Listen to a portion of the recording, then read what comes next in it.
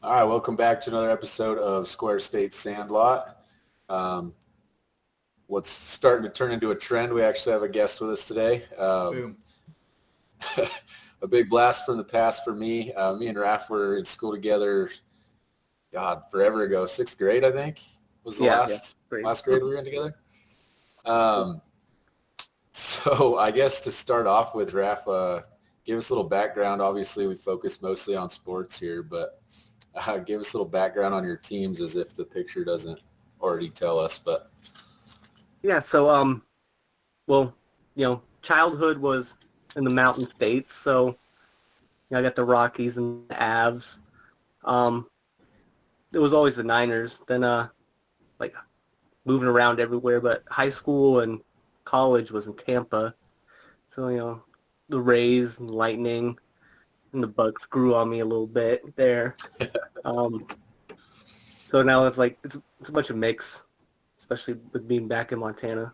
So Yeah. and then the absolutely, Grizz for college, but FCS. They're all important, I guess. I think Bill's just happy not seeing a Broncos jersey up Yeah. there. So When I saw that Colorado Rockies shirt, I was like, oh boy, hope there's not a And the Broncos. Avs. Okay. We'll let that pass. But all right, no, so we got a little background, I guess, there for Raph. But I know the first thing I really wanted to dive into. Obviously, Bill, I talked to you a little bit about it, but just the passing of John Madden. Um, I mean, that the impact that he had, obviously, from the game of football, but all the way down to every little kid sitting on a console somewhere. I mean, everyone knows that name. I don't know. I just wanted to see what your guys' thoughts were, I guess, or any memory you have of John Madden that sticks out because I don't know that I would not say that he's done the most for anyone as far as or has done the most for the NFL, but I can't say that anyone's done more than him, if you know what I'm saying. I feel like he's done as much as anyone else in the history of the NFL. So that was a big loss, obviously.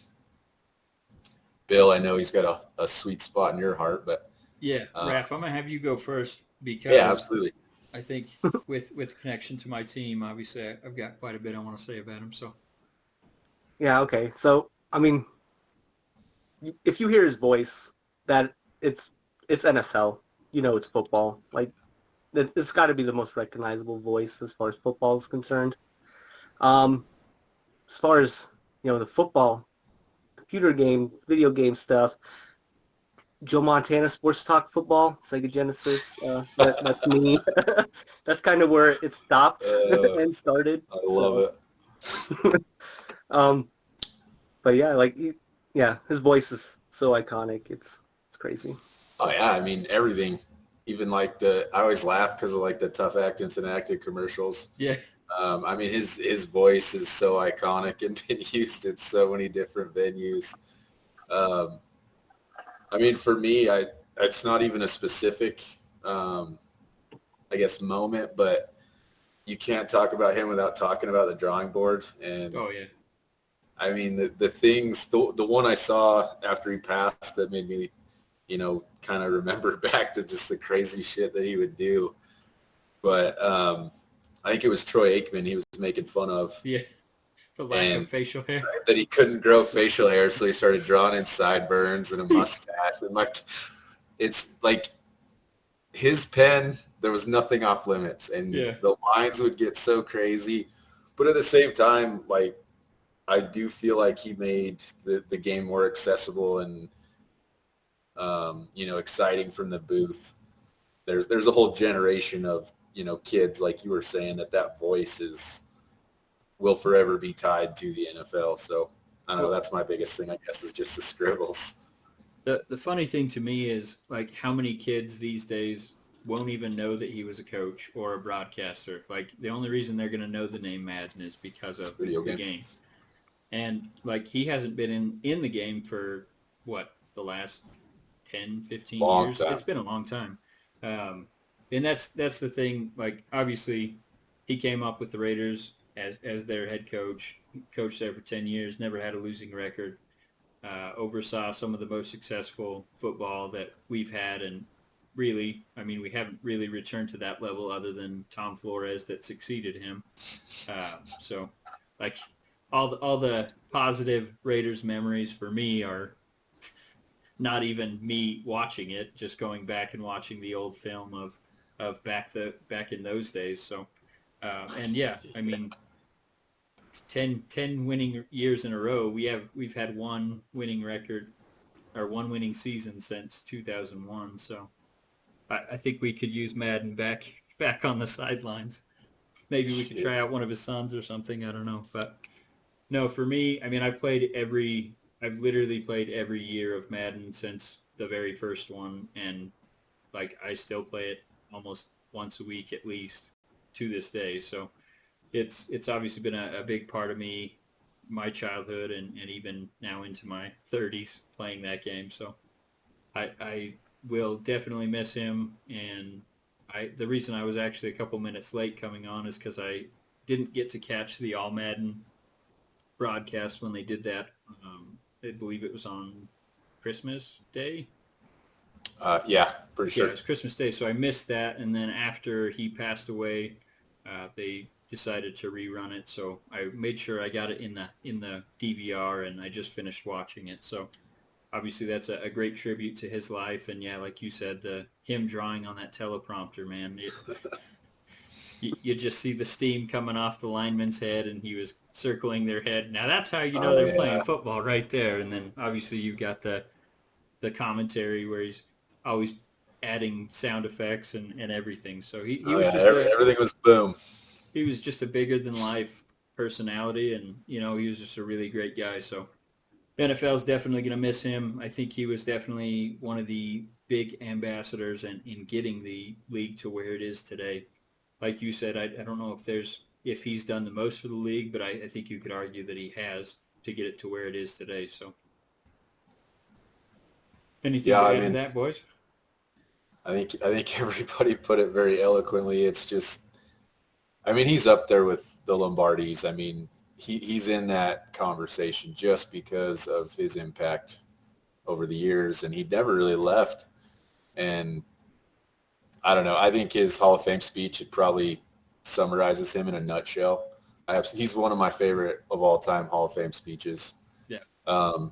06, wasn't it? Yes. Right after, I think it's the year after I graduated. I'm trying to think who he went in with. But his speech, my favorite part is when he started talking about how he's never worked a day in his life, that he's, the luckiest person in the world. And that's just, he was always in a good, I mean, just super positive all the time and super exciting to watch. So I don't know. That's about all I can say on it. He's just a big loss. You're talking about his post-coaching life. Well, right. Because if you remember, he was always going after the officials, and if they lost, it was a bad day. So, but for him, according to him, he never worked a day in his life because he was doing what he loved. So I mean, to go from player, coach to broadcasting is, working for Al Davis. Gross. Can you imagine that? Like, that man knew more about football than I think anyone else on the planet. And so having him just hovering over your shoulder all the time, like, there's a reason he only coached 10 years. And I believe that's Al Davis. Yeah, he probably would have lived another 20 years also had he not coached under Al Davis. Yeah. Al was a pretty rough dude. But, no, I think that's all I had on Madden. So if you guys don't have anything else to add, we can move along. Absolutely. Yeah. So, I need to watch it still, but. Oh yeah, you definitely need to watch it. Even if you're not a Raiders fan, I feel like everyone needs to watch that likes football. So yeah. A couple questions I wanted to ask you guys, and that's actually let's talk about Wyoming real quick. So Wyoming football, as we've already talked the last couple of pods, that they've lost a lot of talent to the transfer portal. Levi Williams signed with Utah State, so that's going to be an interesting matchup. They're going to face him, every year. And Utah State is coming off the Mountain West Championship. Wyoming actually beat them pretty handily, and steal him. But Isaiah Nayor actually got an offer from LSU. So that tells you the type of talent that kid has. And obviously would have loved to have him on the team, but excited for him to get an offer from LSU, big-time program. So, but the interesting part I wanted to bring up is I think his name's Tom Burman, Todd Burman, is the athletic director of University of Wyoming. He was on the radio, I think it was yesterday. I didn't get to listen to the whole thing, but I saw some cliff notes from it. And basically he said, we need to stop the bleeding, essentially. We can't lose all of our talent to the transfer portal, so we need to take a look at the program and see what's going on to cause that. And then the other thing he said is we need to be a lot more active in the transfer portal ourselves. We have to use it to fill up the roster if we're going to be losing talent. So I did see they offered that University of Buffalo quarterback. I can't remember his name off the top of my head, but so they are at least looking at the transfer portal. They basically advertised to the entire world that they need a quarterback. It was almost like begging on Twitter. Basically just said, we will be active, and we need a quarterback. So anyone's looking, here we go. But, the amount of Uncle Rico posts, Bill, that I have seen in the last you keep month. Me out of this. Oh, geez. I guess I'll dive into this one first, and then I'll pass it on to Raph. But Raph's going to say, go University of Montana. Right. This is the one thing that worried me the most about the portal. If you look at obviously everybody who plays college football, whether they make it or not, the dream is probably to make it to the next level. The problem is if you look at every NFL draft where anyone from Wyoming has even made it, to anyone's radar, the biggest knock they always have is their competition, limited competition. It's not any wonder why these players are wanting to go somewhere else. Especially, you can dive into our playbook and how archaic our approach is to games still. Yes, there's all that, but take it, for instance, going to LSU. The amount of exposure, for sure. But I'm just saying, if they have the opportunity, they're gone. Utah State? Dude, with our luck, do you know what's going to happen? He's going to go there, destroy. He's going to go to the NFL. Yeah, that's just – it's very frustrating being a Wyoming fan right now because I don't think this is going to stop happening. That's the frustrating thing for me is that he left for Utah State. And, they have an up-and-coming coach and all that, but that's the frustrating thing for me. It's not like he went to upper echelon program. He went to basically our competition in the Mountain West. Yeah, like a lateral transfer. So. Basically, you're not even getting better weather because Logan's as far up in Utah as you can go. It's basically Wyoming weather. They might get worse sometimes. Yeah. So I don't know. This is what I was worried about. This is exactly how I thought everything was going to play out. But we could be University of Hawaii. They lost all their players. Their own coaches or the coach's son transferred. That's how much he hates. I know. Ugh. I don't know. It's just. It's going to be good for players. Yeah. No. It's good for the player, which is awesome. That's one thing I'll always be behind is obviously you want the best for the players.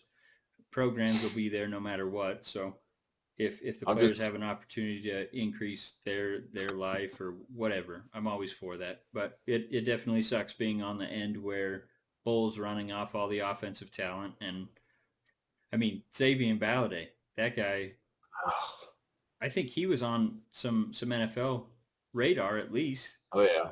And now they're losing, what's his name? The other running back, Titus Swen. Oh, he's transferring too. So it's going to be a rough year, I think. Starting offense. Yeah, basically. That's like being a Wyoming fan. The biggest fear is always that we would drop a division. Yeah, that'll never happen. It'll never happen, but this is the kind of stuff that is like a little baby step towards that. If we can't keep a program that's competitive, I'm just terrified. I've got an FCS program just right up the street from me, and their stadium is 2 concrete slats going up on both sides. So That's fair. War Memorial is a little bit better than that, and their training facilities are top notch. So I think they'll keep competition there. It's just going to be if Todd Bowles got Raiders on the brain right now. Yeah. If Craig Bowl can get an offensive coordinator that can get in there and bring it from 1970 to at least 1990, maybe we got a chance. You only need 3 plays, dude. Yeah, run left, run right, long bomb on 3rd and long. There you go. Yes. It works every time, 40% of the time. Yes, sir. All right. So the question I wanted to ask you guys, and Raph, you've got a team that's on the edge of contention there for the playoffs, as do I, as does Kyle. So I just wanted to ask, who do you think slips into the playoffs?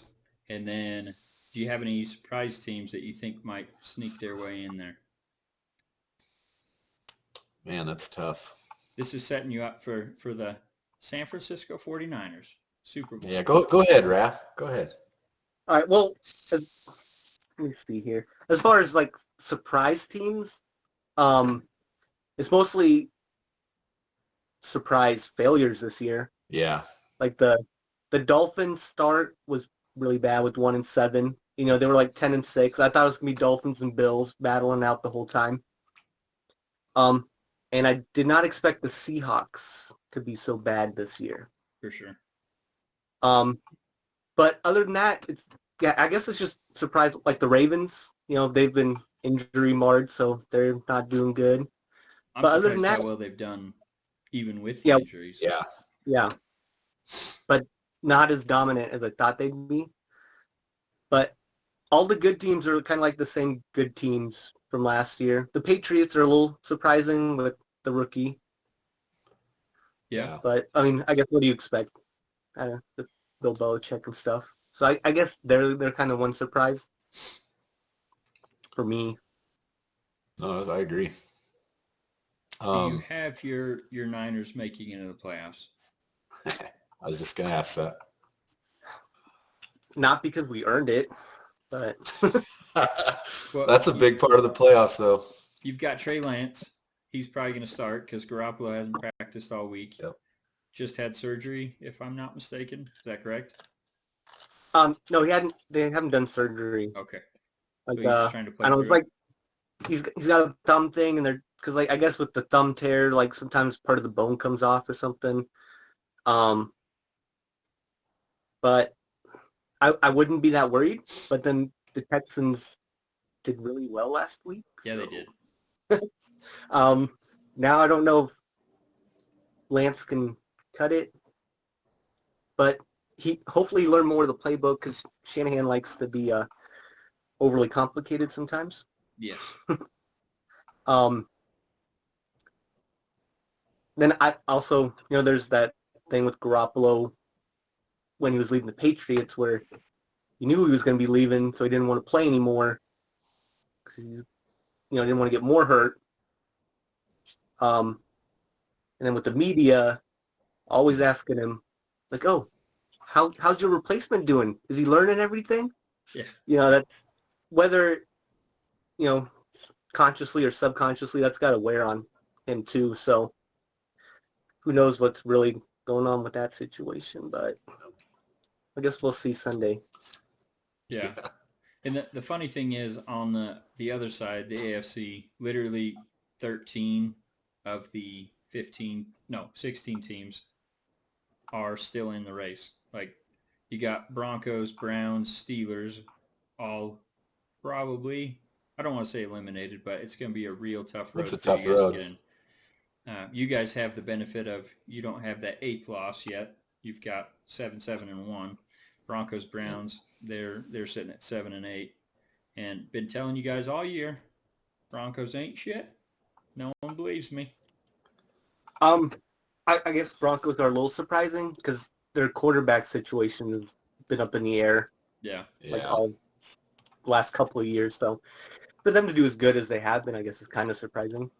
Yeah, I'm a big Teddy fan, so what was it? It was good to see him do well.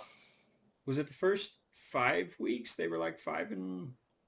No, they weren't 5-0. No, they went 3 I and think it was 0. 3. 3-0. There you go. Yeah, they went 3 and 0 against opponents who were 0 and 9. So Yeah. Yeah, And that's what it was. They're 4 and 8 since then. So I think, as we've been kind of saying all year, I think they're probably a quarterback away from at least competing in the AFC. And obviously, being 7 and 8, they're still in it, kind of. yeah. So yeah, they've been a surprise team as to how well they've done. But even that's like everyone else in the AFC is pretty much in the same situation. I think the surprising team for me was the Titans, especially how they've played since Henry's been gone. I didn't think they were going to hold on to it, and obviously right from the get-go at the start of the season, I said I didn't think they were going to do well because Todd Downing took over as their offensive coordinator, but I guess they have enough talent on offense, and then their defense has really been coming along hot to carry them through that. So I don't think Tannehill is a great quarterback, but I think he's good enough to win with talent around him. So Yeah, he's serviceable for sure. I think they're going to be one of those teams that probably overachieves and then in the playoffs is a quick exit. Bengals have been a huge surprise to me. I thought their offensive line was so suspect that Burrow wasn't going to have time, and I thought, drafting Jamar Chase instead of an offensive lineman was a huge mistake. But obviously he's going to be in the contention for Rookie of the Year on the offensive side if he's not already got it locked up. So No way. who do you got? Same guy I called at the beginning. Najee. Nah, he hasn't done enough. He's done enough. He's done enough. No one else has. Hey, his offensive line hasn't done enough for him. There you go. Yeah, But buddy. I don't know. I want to say the Raiders are going to make it in, but I don't see them beating the Colts this weekend, and it's going to put them in a bunch of tiebreaker situations. I really think they could beat the Chargers next week. Chargers haven't been playing well since, middle of the season. Yeah. They do have Justin Herbert, but What were you saying about the Raiders and the Colts? What was your... I don't think the Raiders are going to beat the Colts this Well, weekend. How certain are we that Wentz is actually going to play? Yeah. He's been in all the meetings virtually, and from the sounds of it, he has no symptoms. So 5 days would put him at Sunday morning. He could clear before the game. So I think there's a good chance he'll play. The Raiders did get a good chunk of the guys that were on the COVID list back already.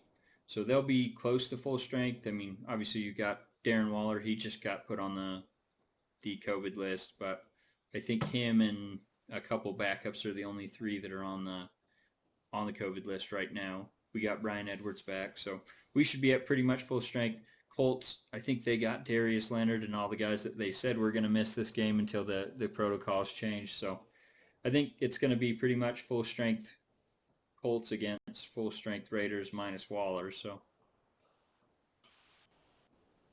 and to me, Wentz is not a great quarterback. So he's usually good for a turnover or two, which could keep him in the game. And we haven't made the playoffs since 2016, and even then Carr got hurt, so he didn't get to play. So it wasn't really a true playoff run for us. So I'm hoping that we can, stumble in backwards, half-ass drunk into the playoffs just so we can get waxed by whoever we play in the first round. But somebody's got to do it. Right. But Kyle, have you eliminated your Steelers yet? Hell no, not ever. Not till the fat lady sings, bud. Come on. You know how this league works. You never know. Wasn't there a post about Ben singing or something? About what? Ben singing. Yeah, we'll talk about Ben here in a little bit. I guess just for my surprises, I have a couple of them. First of all, it's the Bills, man. I am so disappointed. They're coming on. They are coming on, but I am very disappointed with how they performed in a few games, obviously. It was a rough stretch there for a few games, and I really thought they would be more dominant this year. I don't know. That's all I could say about that. I hope they come on strong because I'm still pushing for them. AFC, though. Say what? Yeah. Whole That's been the whole AFC. Like, oh, absolutely. Nobody knows if they want to be good or not. It's true. Well, and that's the crazy thing is even the Chiefs, I'd call them a surprise. Sure, they're where everybody expected them to be, but they were in such a horrible slump at one point that we were wondering, like, are they going to make the playoffs? Like, this team looks horrible. Yeah, everyone wrote them off. Oh yeah, and then they said, hold my beer, but. I don't know. The Colts surprised me a little bit, honestly. I agree with you that Wentz is not going to be – to me, he's like a Tannehill. He's serviceable. Yep. He will do okay, but it doesn't matter when you have that run game. Jonathan Taylor I don't know. Is insane. They have won some games this year that I never even thought they were going to be in. So, for sure. I don't know. They're a big surprise. And then lastly is the Arizona Cardinals. Yep. Which they're trending to where we thought they'd be. Yeah, but I've never seen a more disappointing at home team. Like, I just don't understand it. Like, you're that hot of a team, and then you play at home and you lose all your games. Yeah, it's such a weird. It's a weird dynamic you usually don't see. I was going to say they were one of my surprise teams, and then the Eagles were the other surprise team, especially the way that they started the season. See, and I was telling you the Eagles were going to do all right. I think the Raiders beat the Eagles, didn't they? Or did we lose to them? I don't even remember. I can't even remember. Like this season has been so long. Oh yeah. I don't know. I think we're going to be in store for a whole bunch more surprises. Even when the playoffs hit, I have no idea how any of these teams are going to. Usually I have an idea of pecking order. I'm still really high on the Rams. I think. Yep. Raph's hopefully. Really high on the Rams too. Yeah, I'm sure. I'm really hoping they get Henderson back healthy in a few weeks. We'll see. I don't know. I'm still hoping they push the NFC side, and obviously I want the Bills to go. Yeah. But I think I have no idea how these are going to stack at the right time, because I really think if they were in that matchup against Patriots, if the weather hadn't have been so awful, I feel like they would have won that game. And obviously, absolutely, beat them, let them back in at the end, but they beat them pretty handily for most of that game. And then they got the Falcons; they should beat them, and I really think they're gonna go in strong to the playoffs. Obviously, losing Tre'Davious White was not great, but they've had the cornerback step up the last couple of weeks. So, and yes, the Raiders did beat the Eagles, 33-22. I think that's the last time we scored 30 points. No, Cowboys game. But I just think it's going to be a big-time toss-up. Like talking about the Arizona Cardinals. So they play the Cowboys this week. Honestly, I think it's in Arizona's benefit to lose that game. And that's only because of that home game trend. If they're a high seed, they're going to play at home and go out right away. I've been to that stadium, and it's great. It is. I don't know. I just never seen a team in recent memory that was that horrible at home, but also playing that well on the road. It's just very weird. That's how the Raiders have been. They lose all their games at home and win on the road. I don't know why. They got that beautiful new stadium, but yeah, but it's different when you're 8-8 doing it and 10-5 doing it. Yeah, like they're a winning team, and still that's such a weird stat line. Well, they're. If they lose against the Cowboys this week, they have the Seahawks next week. They should win that game. So in theory, you think they'll finish 11-6 at the worst. So they're still going to be a pretty decent seed. NFC is nuts. How many teams are have a losing record but still in position to make the playoffs? I guess the AFC is kind of that way too, but I think the AFC, it's going to take 10 wins and some tiebreakers to get into the playoffs. I think the NFC, you might see 9-8 or even 8-9 get in. It's nuts. Well, it seems like we always have one every year that sneaks in the bottom. So Well, and they added that extra playoff team, so that's probably only going to make it worse. Yeah. But anyway, I'm trying to think if there's any other surprise teams one way or the other. Washington-ish. The Saints, but obviously you didn't see Jameis going out right at the beginning of the season. Jameis. I had him in the MVP conversations. I know you did. Well, he was playing good ball. He was playing good ball, and then he got hurt. Okay. He beat Favre's record, right, with the 30 for 30. Yeah. That's not MVP. Hey, that was a few years ago. As a part-time Bucs fan, no, he gets a lot of numbers, but then he also gets a lot of turnovers because he just throws it up. It's because he couldn't see. He got LASIK. That's why I was going with he's going to set the league on fire. He still had the butter sauce in his eyes from when he was stealing all the crab. Hey, he was a kid. I was gonna wear kid stuff. I was gonna wear my Winston shirt. I have we can talk about it. I got a Winston shirt that says Jameis's Crab Shack, and on the back it says, "I thought you had to buy one to get one free." Oh, yeah. I love it. Oh, I love it. That's beautiful. And I wore that to the games in Tampa, so. Yeah, I love it. I would not be surprised at all if he's the quarterback for the Las Vegas Raiders next year. Oh, geez.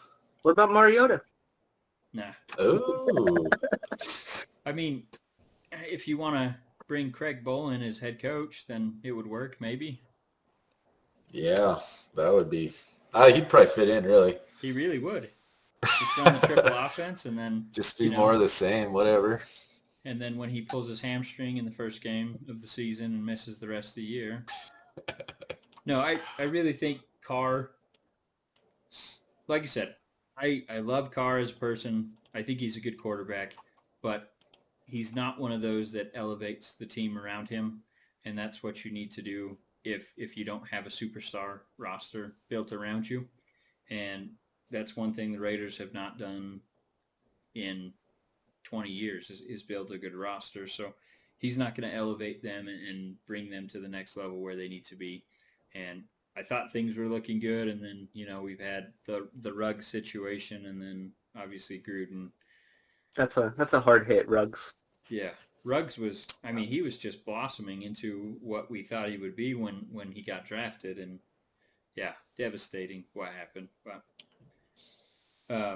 yeah, no, I think the Raiders are probably going to, I think they have to extend him because you're not going to let him just play out his final season. So they're either going to extend him or trade him.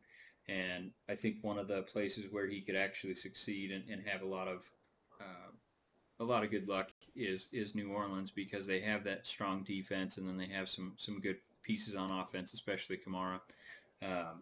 So I think that would be a good fit for him. And then obviously if we bring Jameis in as a bridge quarterback to whenever we can get a young quarterback drafted and get one trained up, I guess.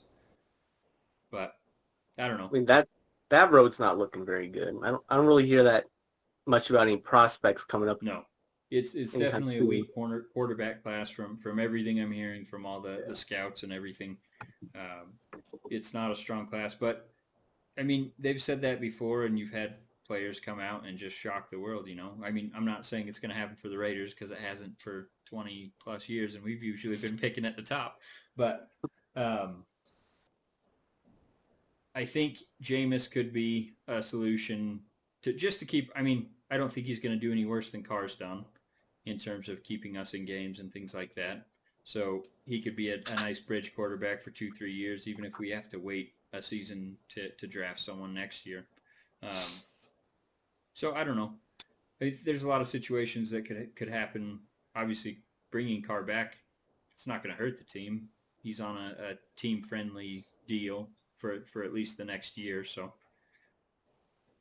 I see, the way you're kind of talking about him, you kind of feel like he's like a game manager kind of like Tannehill Cousins I think situation. he's better than them, both of them. Yeah, But that's what I go was on. gonna say. But yeah, I was gonna say like I feel like he's got a lot more potential than they did or Yes, do.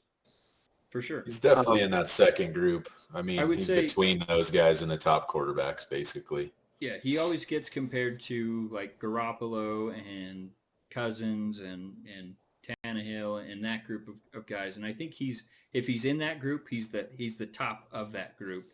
And like I said, I don't think he's a top 5 quarterback. I've never said that. That 2016 season, he was looking like he was heading that way, and then he had that leg injury and hasn't looked the same since. But I think okay. that's Well, you know more than I do, but I don't know. It kind of just sounded like you were selling him short a little bit. I feel like he's no, I think he could be very successful if he had a so team like built around him. But the okay. Raiders have always had, like right now, they have no offensive line protecting him. And then our top 2 receivers are gone essentially because you have Ruggs, obviously his situation, and then Waller's been out for half the season at this point, and he's the next target. Renfro's obviously a stud, but who's after Renfro? We got Brian Edwards, which he's flashed at times, but I think he's got probably 20 catches this season, and he's been in the starting lineup almost every game, so it's pretty rough after that. So I think and some of that is John Gruden came in after the 2017 season, and he's one of those guys that don't throw a pick. Don't throw a pick. Just keep it in front of you. Dump it off to the running back. Live to play another day. So you saw his passes consistently coming in closer and closer to the line of scrimmage. And this year, he actually has more 20-plus passes than anyone else in the league, but I think was mostly towards the beginning of the season. So, I mean, lately we've scored 16 or fewer points in, I think, the last 5 games. So it's been frustrating to watch, but obviously we're winning more than we're losing right now. So I guess keep on going with that. I don't know. But Kyle,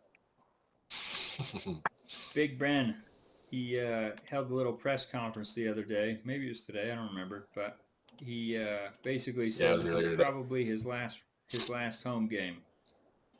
Absolutely. Thoughts? I mean, it's what we all expected. I mean, I thought this was going to be his last season for sure. Anyways, I don't know. I think he's definitely a Steeler. That's all I can say is that speech was definitely a Steeler speech. I mean, I've heard people, I know you've heard me talk about it a lot, Bill. I've heard so many people criticize him and Mike Tomlin.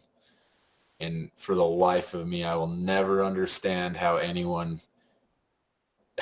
fan base could be upset with a combination like that gave you Super Bowls and, I mean, never having a losing season. Not every fan base has got to experience that. Yeah. We'll have short memories. Yeah.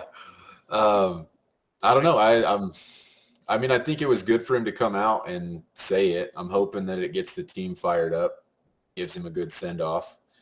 But at the same time, I think it's mutually beneficial. He's destroying his body this season. I think he's played better than people expected him to, gave him credit for.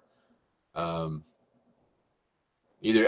basically just excited for him. I hope he goes out with a bang, and I don't know. Hopefully he gets the troops riled up and we go out with a couple wins.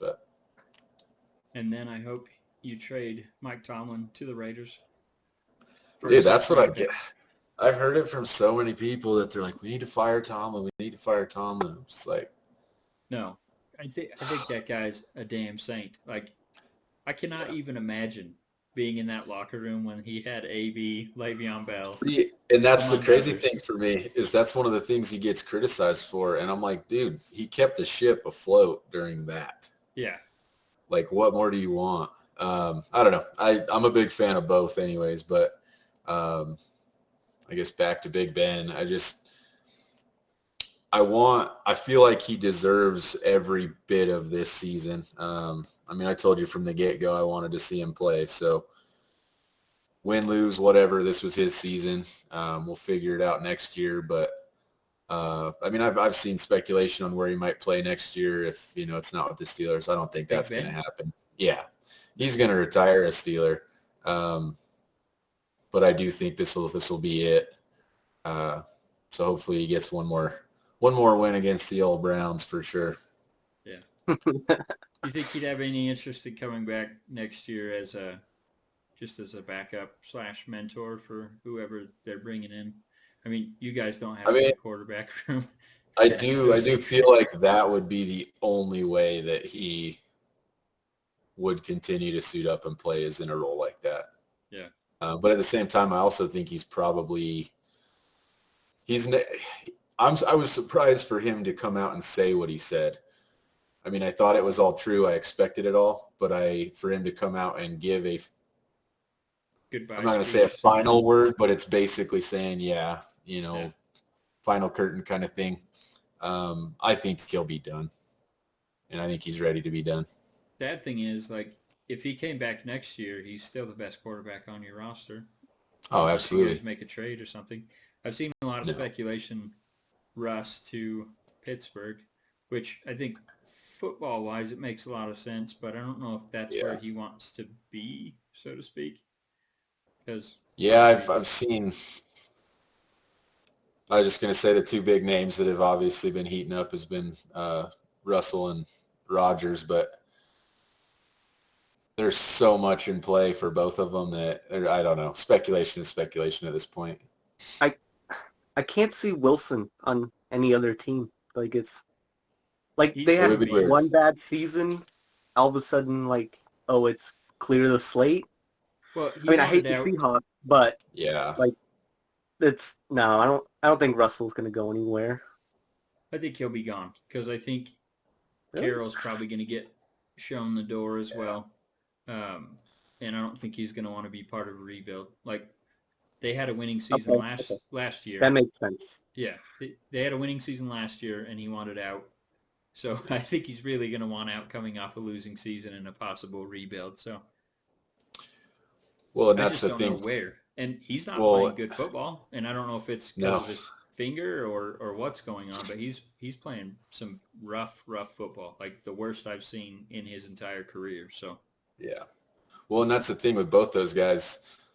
I mean, as far as Pittsburgh, they're not going to get anyone in that, especially Aaron Rodgers type player. They're not going to get anybody to come over if they're. I mean, they're going to have a game plan for the line to even get anyone to want to come stand in that pocket. Yeah, and that's the thing with the Raiders. No one's going to want to come to the Raiders. They can't block for Carr, so it's not going to change for someone else. But that's the tough thing. I don't know. We'll see.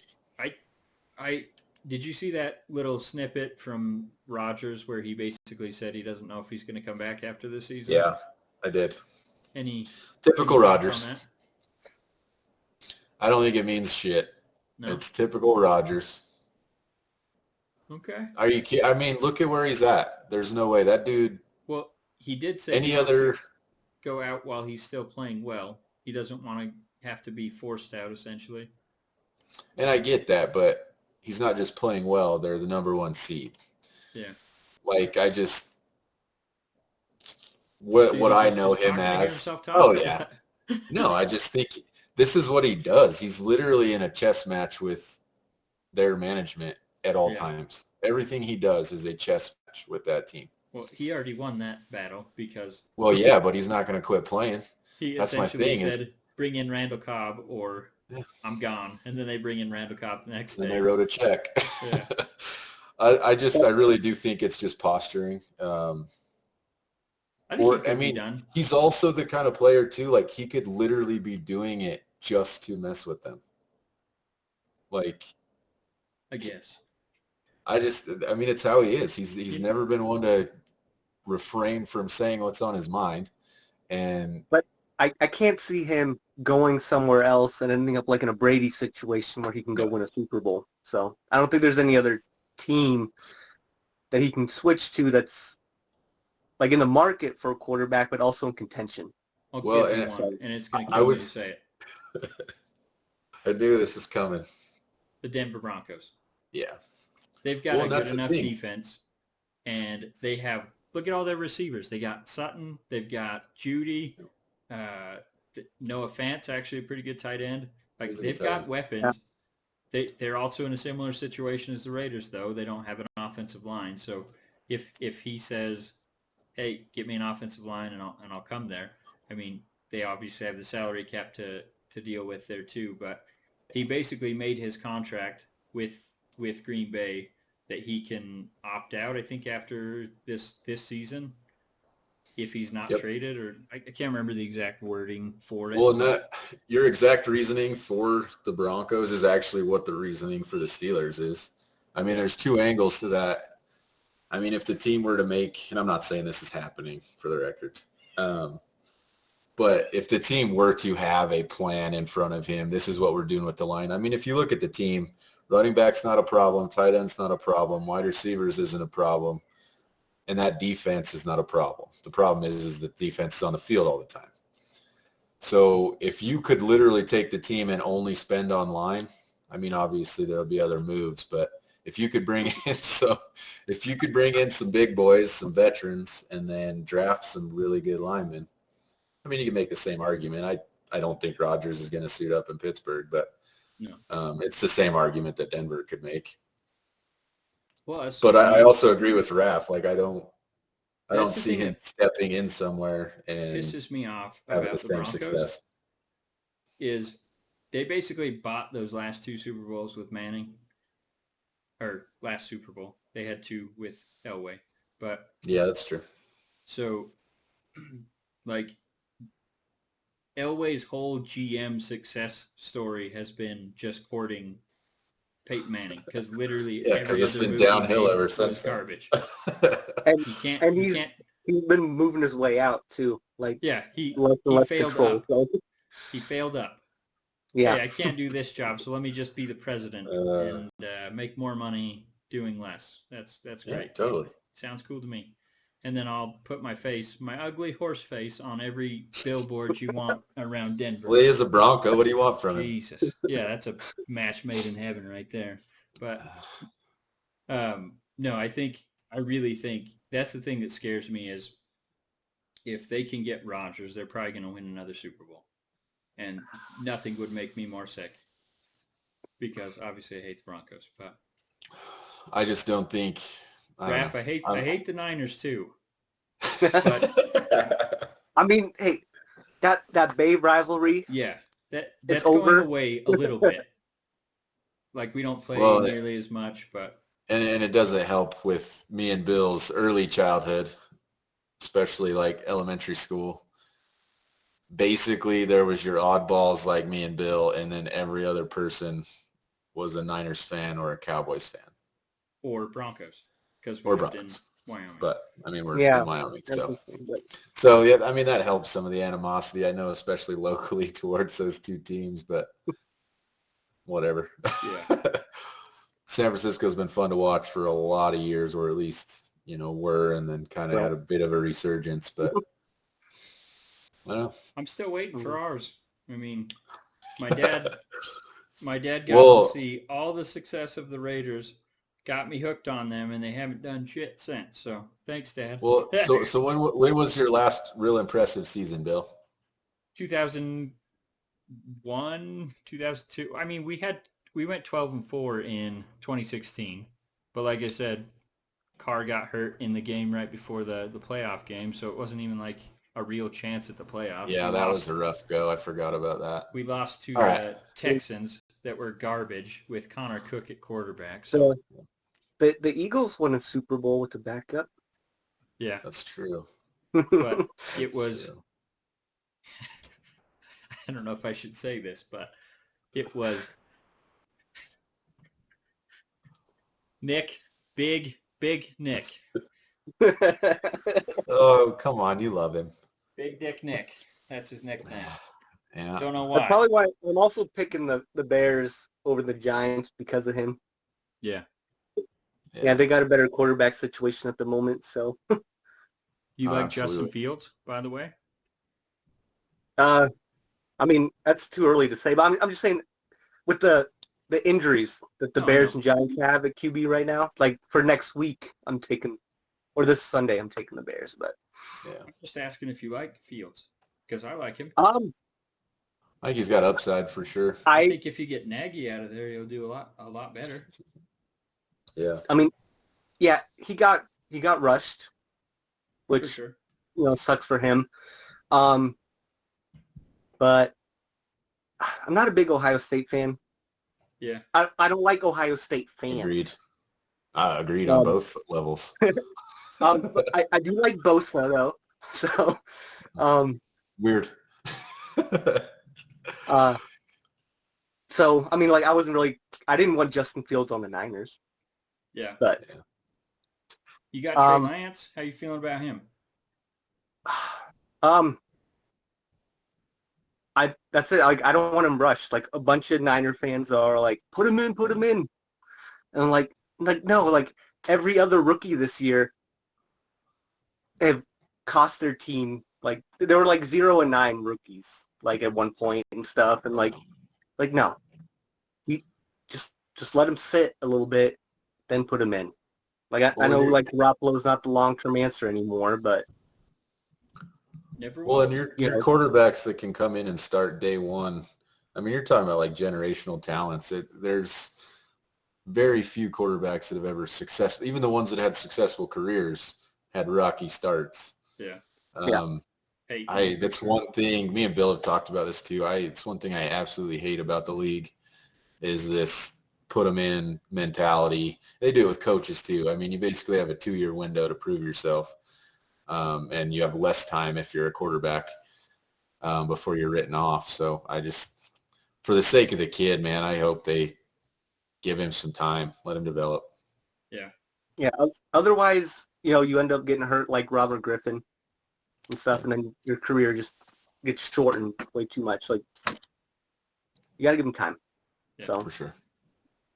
Well, and he was rushed into action when Garoppolo got hurt early in the season, and I think he was part of that 0-9. But you also had Trevor Lawrence like afterwards, and Zach Wilson on the 2 worst teams in the league. So that's the tough But I mean, thing. they were the worst teams in the league before they showed up. Exactly. So and it's asking a lot.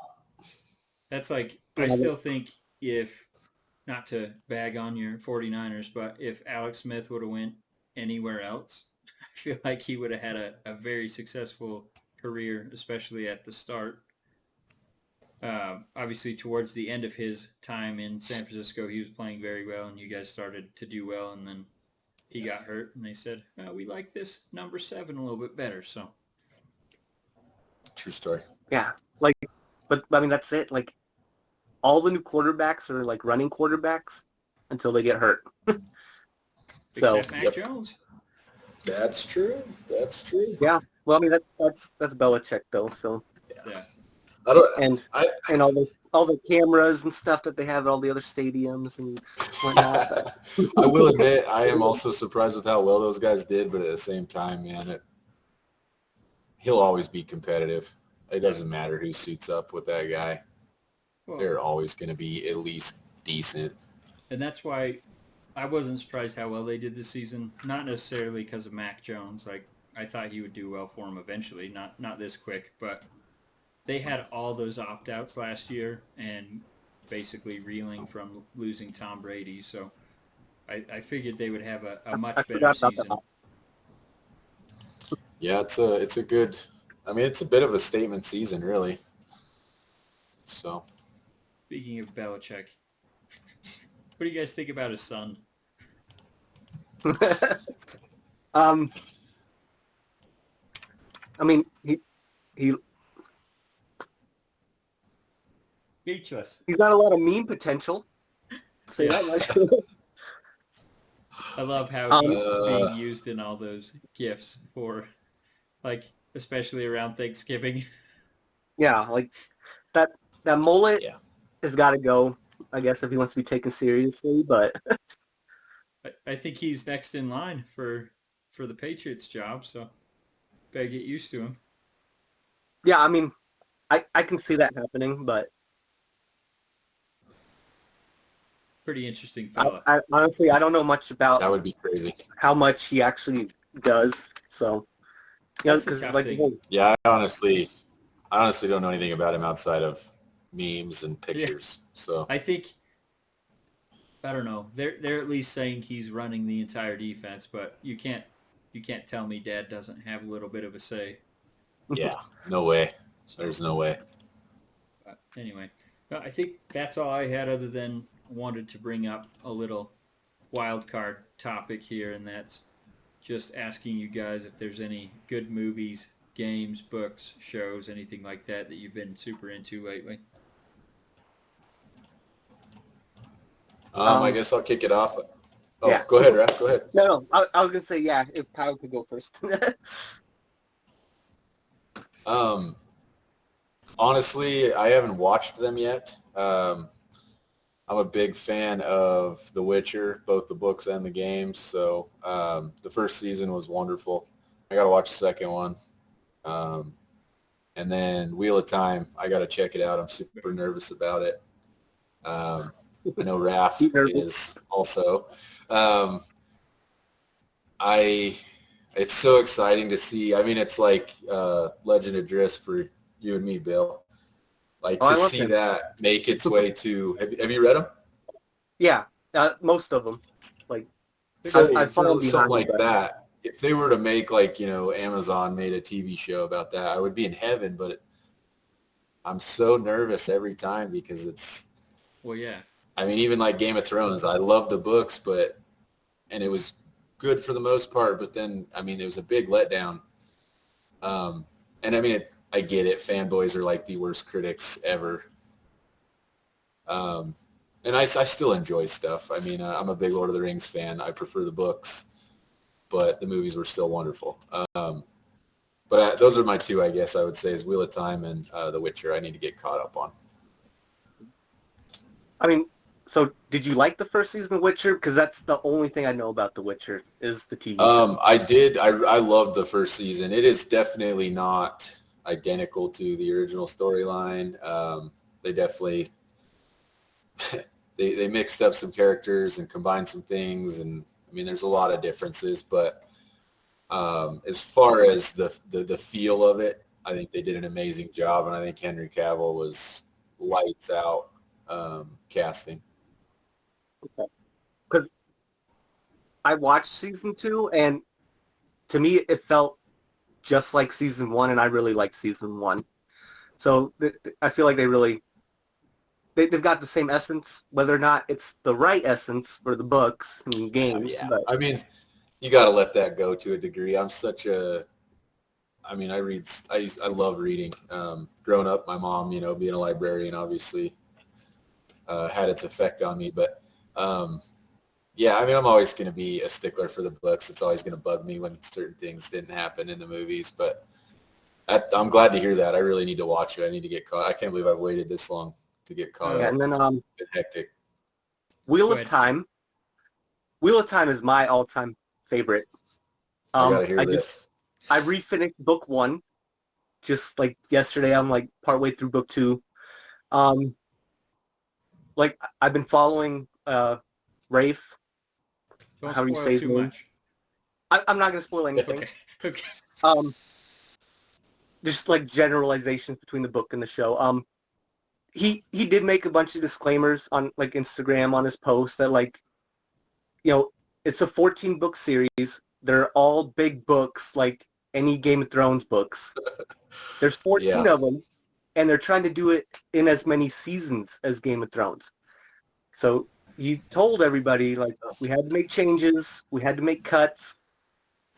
For me, with how many times I've read, like the first 6, 8 books, probably like 20 times each, because I reread them each time a new one was coming out. The first few episodes, I was like, what the hell? But there was a lot of good moments where I could see where they were going with things. So as long as you're one of those people that isn't a stickler for, the word by word, I think you'll enjoy it. They also threw in some modern stuff, like the LGB stuff, because Rafe is, he's like gay, I guess. I don't know. So he's kind of more sensitive to that community. So, and they're trying to get non-book readers because that's where their audience is going to be at. That's the problem too. Is you got to accept that that's how it's going to be. I mean, they can't, like you said, they can't carbon copy the books because my God, there would be, you couldn't even do a season for a book. I was going to ask you guys. Ridiculous. So I've kind of heard the same thing, Raph, that the first couple episodes are not great, and then I think everyone consensus was from this third episode on, it's a lot better. I haven't watched any, haven't read the books, which I don't know how I haven't heard of these books until like the last couple months. But I actually ended up. There you go. Yeah, they're pretty fat. But no, I actually bought them all on ebooks, whatever, on my Kindle. Good. So I'll be catching up on that.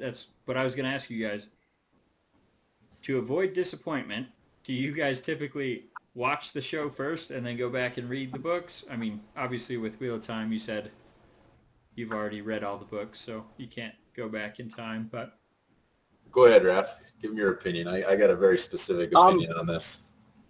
Well, so I never knew about Game of Thrones before. Then I started reading them, but then also he still hasn't written the last book in how many years? Like, you feel like he should have done it by now. He's like an Aaron Rodgers, man. He just likes messing with people. He ain't ever going to write it. Yeah. Yeah, so I stopped reading it because, like, if he's not going to have his ending, I don't want to read a book without an ending. So I'll wait till that ending comes out. And, like, but did you already read did you already watch the series? The Wheel of Time? Yeah, I watched the whole first season. The Game of Thrones. Oh, yeah, I watched all that. Okay. Yeah, because I know this. I don't want to say I'm a like stickler. Some people died, some people didn't, but but I don't know. So, but it does bug me when it's like, okay, yeah, when they go off on a crazy tangent from the book. So that's where I'm like, do I watch Wheel of Time before I read the books, or because I'm still working on the Sword of Truth series, which I also got all those for a Christmas gift. So I'm trying to decide. Like, I started Sword of Truth because I got that one first, and then I bought the Wheel of Time stuff. So I've got quite a bit of reading to do, needless to say. Well, and that's a big part of it too. I mean, one outweighs the other one extensively. I honestly don't think you can go wrong, though. I mean, the majority of things, like I said, I'm a bookworm, always have been. So the majority of things I've read before they made it to cinema at all, with the actual exception of Game of Thrones. I think I was on book 4 when the show started, and I was in the middle of reading other stuff, and the show actually surpassed before I finished up to, the last book he wrote. So, I mean, I've read them all, but I don't think it matters. If you are which I know you are, and I know you are, if you are a fan of, whether you want to call them fantasy novels, whatever, if you are an actual fan of that genre, I don't think you can go wrong, because it's a lot of fun to watch the show. I mean, it's enjoyable, it's entertaining, blah, blah, blah. But then to read the book afterwards, your amount of detail and the expansion on the story is so much fun if you've watched the show, you have a base knowledge of things going into the book. So it almost is like a preface to the story. On the other side of it, if you've read the books, and I'm the same way as Raph, I know you are too, Bill, like when they're books I love, like, the Drizzt books, I mean, how many of them are there now? It's up to almost 30. Yeah. And I've read all but the newer ones, same thing. And the old ones probably 20 times. Yep. You're almost, become, I don't want to say an expert, but like you're so ingrained in the lore that if it were to be a show, you spent your entire time reading these books, picturing it in your mind. It's a lot of fun to see it played out in the cinema. So, yeah. I mean, I think if you're actually there to enjoy the content, it doesn't matter which route you go. Yeah.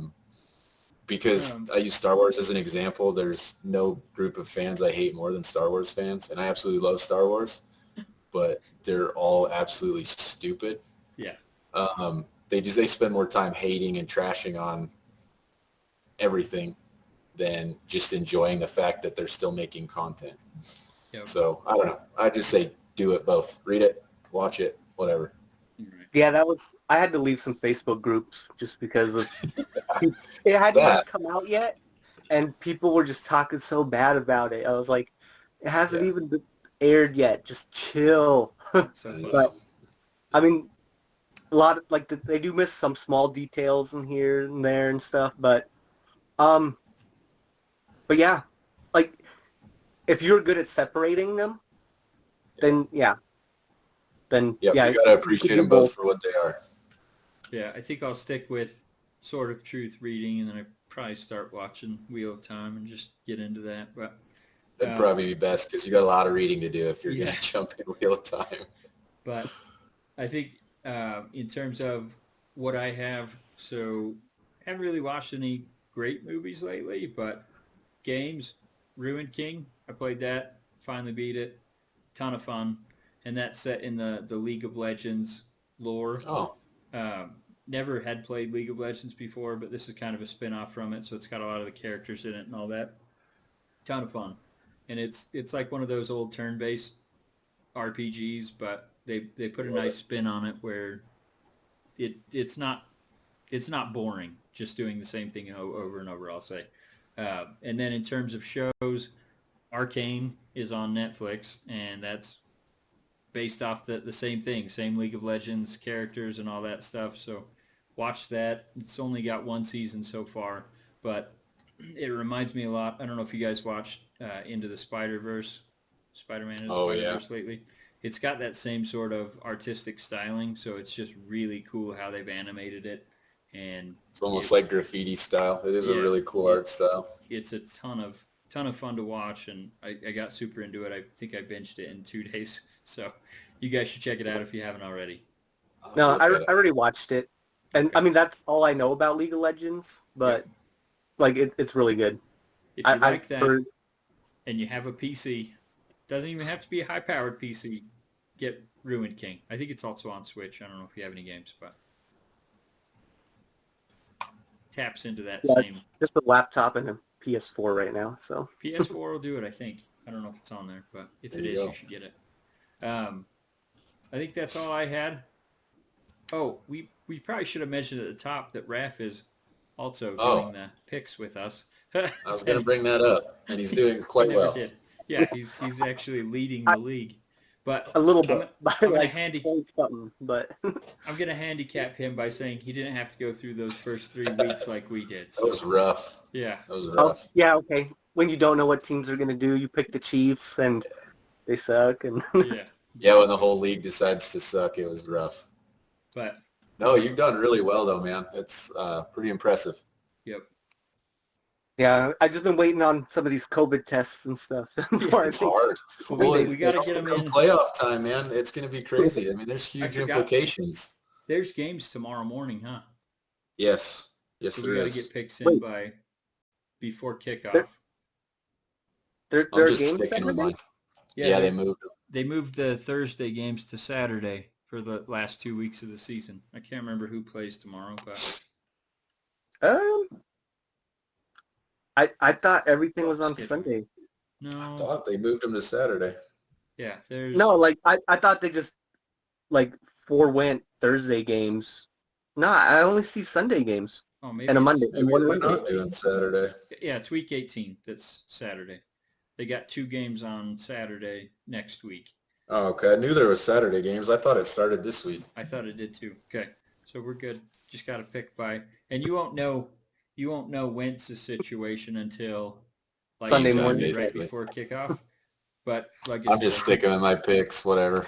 I think all things are leaning towards him playing. So I don't know if I'm sticking with the Raiders or not, but trust me. I did pick the Raiders, I think. Yeah, you did. How's the Raiders run defense?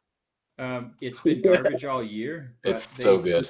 They held the Broncos, which were one of the top rushing teams in the league, to 18 yards. So last couple of weeks they've been doing really well against the run, but they haven't faced Jonathan Taylor either. So Yeah. Yeah, that guy's been crazy, but Hell of a season. yeah. So Well, I guess we will. We'll see how. We got 2 weeks left to see how this all finishes. we still don't have any ideas. So Raph, maybe you can help us pick out what the best of us three get as a reward and what the worst of the three, which looks like it's going to be John, but he's still not out of strike. We're still pretty close, so I hope. But yeah, I feel like I'm like 1 or 2 games as far as percentage, because it's point something that I'm leading by. So you pull it up. Oh yeah, I mean we're all pretty close, but yeah. No, I haven't had any ideas. I hadn't thought about it. All right, put some thought into it. We're looking for some punishment and I guess reward. So it's going to be hard to I can't just ship a Raiders jersey to John if we were going to pick that as the punishment. I mean, you can. Well, I could, but that. I'm sure the Rugs jerseys are pretty cheap right now. So yeah. Oh damn. No, I already have the punishment for him that I think I would lean towards, and that's I've got a Charles Woodson Raiders jersey, and he's a Packers fan, so I think I would have him hold up a sign saying something like Charles Woodson's a Raider, not a Packer, and then wear that silver and black jersey. So I think that's what I'm leaning towards if John loses, but obviously we need some input. So all right, we'll see. I'll try to think of something, but all right. Well, thanks for coming on, man. Yeah, appreciate it. I'd like to see you hop back on. Yeah, it was a lot of fun. So we'll bring you on and chit chat about some things. We can. I'm just happy to see another hockey fan. Yeah, hockey's weird right now. A lot of people are missing games, weird. But all right, well, have a good night. I'm just glad they're playing. But thanks for coming on, man. I guess for anybody listening, please, same thing as always, get your questions in, comments. Maybe next season you can jump in and battle Raph to see how we're doing. We'd like to get some more people involved, but we appreciate it, Raph. Thanks for coming on, man. Yeah, man, we'll get you on another time. Thanks for coming on. Yep, have a good night. Yep, you too.